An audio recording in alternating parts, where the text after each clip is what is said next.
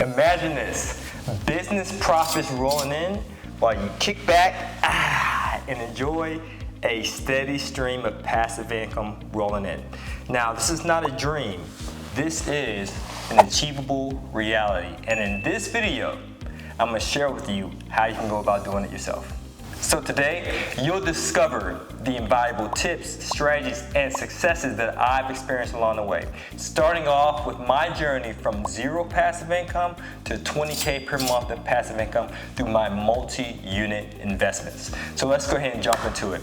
So starting off, I worked at a 9-to-5, I worked for the government, and it just wasn't right for me, right? And I actually had a burning desire to become a full-time real estate investor and not an employee in my early 20s.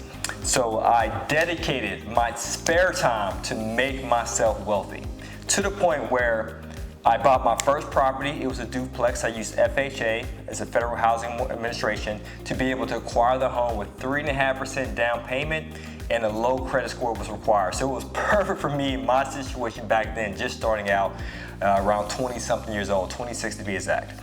So then I bought my duplex in December of 2010. March of 2010. And then I bought my single family property, my next property, the same year, several months later in December of 2010. So in 2010, I acquired 3 rentals.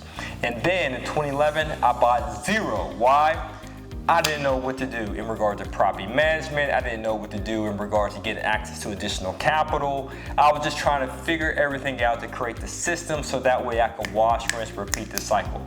So then in 2012, I ended up buying a 4-unit in which I now had 7 units in my portfolio after 3 years of investing. And I thought to myself, there has to be a better way to scale.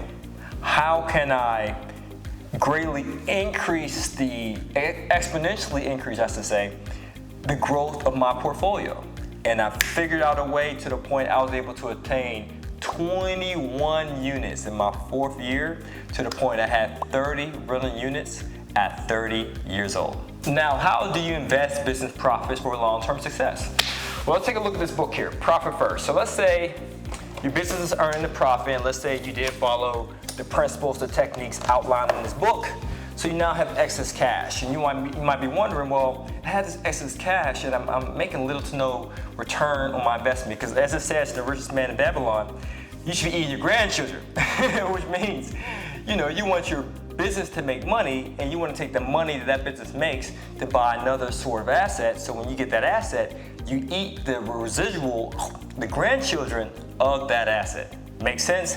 Makes sense. So let's go ahead and jump into it. So here's a few things you might want to ask yourself to see what would be the best asset for you. It don't have to be my strategy with real estate, but it can be another asset so that you can get a return. The first thing you have to ask yourself is this: what are your financial goals? Meaning, if you would like to have, and I recommend this to be a goal, it's entirely up to you. If you would like to have enough passive income that exceeds your living expenses, independent of what your business generation income, then your financial goal will be to have enough passive income to exceed your personal living expenses. But you want to make sure that you add a buffer to that, let's say 150%. So for instance, if your monthly living expenses are $5,000 per month, times 1.5, it should be around $7,500. So you should aim to have at least $7,500 in passive income. And what's passive income? It's income received on a consistent basis with little to no work required. So you gotta set your financial goal first and foremost. And I highly recommend have enough passive income with a margin of 150% to exceed your monthly living expenses. The other thing you have to consider in regard to what asset you should invest your business profits in is your risk tolerance. Are you that person who is somewhat scared to invest, or you want to make sure that you get your guaranteed capital? If so, then that's fine. Then you want to make sure you find the right asset, whether it be T-bills or stocks or bonds or real estate investments or investment in another business. You do have to ascertain your own risk tolerance to see what would be the best asset for you. And the other thing you need to do is do research on the said asset. Right? So if you want to jump into T-bills, you want to jump into stocks and bonds or any other asset, or your cousin's business, a startup, do all the copious research on that investment. Like Warren Buffett says, he never invests in a company that he does not understand. okay? So you have to make sure you understand that industry, you understand the business, the asset, to be able to invest confidently and understand the market, understand the location, understand everything there is to know about the asset before you invest your hard-earned profits into it. All right, and a few more tips I want to recommend to you as well. Seek wise counsel. Like the richest man in Babylon, you don't want to go to a bricklayer asking questions about diamonds, right? So if you're interested in any particular asset class or any sort of asset that you want to invest into, you want to find someone who's successful at that thing that you want to pursue and pick their brain. So you can find a person, you can find a book, a course, a program. Just find some content that you can actually consume and apply. Okay, and speaking of applications, this is my next tip. You want to make sure you apply the principles. You want to invest. You want to take a look at your portfolio, the assets you intend to invest in, on a frequent basis. You have to maintain discipline, just like you are with your business, right? When you're taking a look at your numbers, you're taking a look at your bank accounts and all that good stuff, you want to be able to follow a particular regimen on a daily basis, especially if you're investing your hard-earned profits into an asset. Last and surely not least, is to piggyback from my previous tip. You want to review and monitor your investments closely. Don't just set it and forget it, right? Don't just say, oh, it's a mutual fund. Oh, it's a hedge fund. Let me just go ahead and dump this money here, and maybe I'll take a look at it next quarter to see how it performs. You don't want to do that at all. You want to monitor it on a daily basis. So it does involve consistency on your part. All right, now let's talk about the juicy stuff. Let's say you did the following tips that I recommended, you had some business profits, and let's say that you actually want to invest those hard-earned profits that you and your company generated into a piece of real estate. Well, that's excellent. Well, the first thing you have to focus on is this. If real estate is going to be that asset that you invest in, you have to determine your strategy, because there's many different real estate investing strategies out there. Just to name a few, there's wholesaling. Wholesaling is when you're getting a property under contract, let's say for a low amount, let's say $40,000, and you're wholesaling or assigning or selling your said contract to an end buyer, let's say a flipper for $45,000.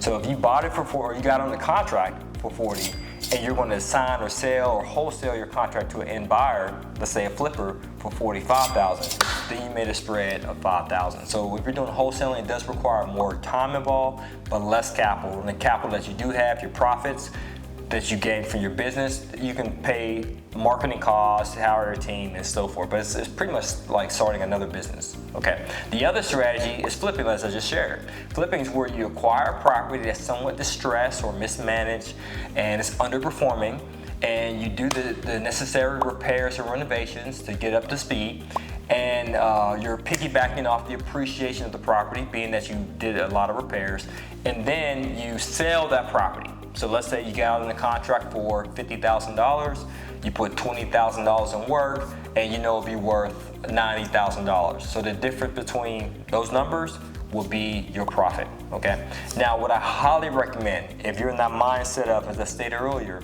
replacing your expenses with passive income, you want to do the buy and hold strategy. And not just any buy and hold strategy, not just single family properties, but also focusing on multi-family properties. Why? Because you get economies of scale. Instead of driving all over town looking at your property, your single family here on the north side, another single family on the south side, another one on the east side, you will have all your units under one roof. So it's easier for you and your manager to manage, as well as for your contractor just to go to one location to do the repairs in that one building instead of driving all over town for your properties. It's way easier to repair one roof, 10 units under one roof, than 10 different roofs scattered all across the city. The other advantage of multifamily is that you can leverage creative financing, because 80% of the underwriting to get you approved for a mortgage from a commercial standpoint, 5 units and up, that's multifamily commercial properties, 80% of that mortgage lender's underwriting is based upon you, your tax returns, your debt to credit ratio, your credit score, and so forth. And 20% of their underwriting is based upon the profitability, the performance of that asset, that single family property. So when you get into multifamily, you can negotiate seller financing and is less stringent where qualifying is concerned. Now, how do you jump into it? Well, the first thing you have to do is take a 4-step process. So for time's sake, I'm just gonna go over very quickly. 1, find the money. You found the money, hooray. You got the profits from your business. That will help cover your down payment, your soft costs, and your closing costs. You just want to make sure you get a mortgage in addition. So that's your only action step with finding money.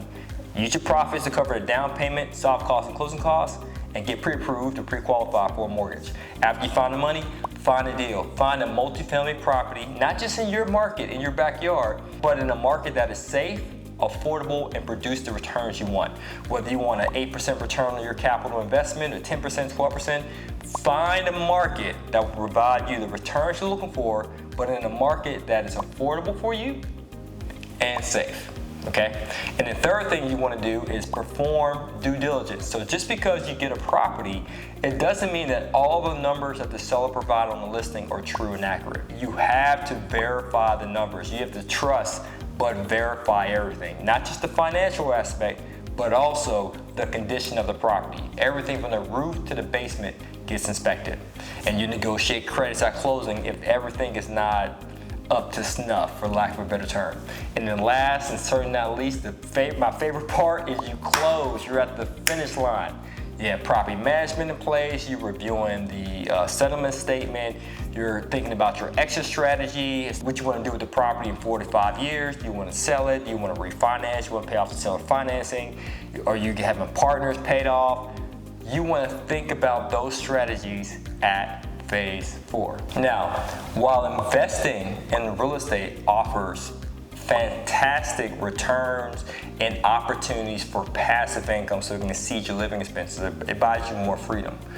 But I do want to share with you that you do need to have a healthy balance between your business, whether it's your business as well as your assets, real estate investment, but also your personal life.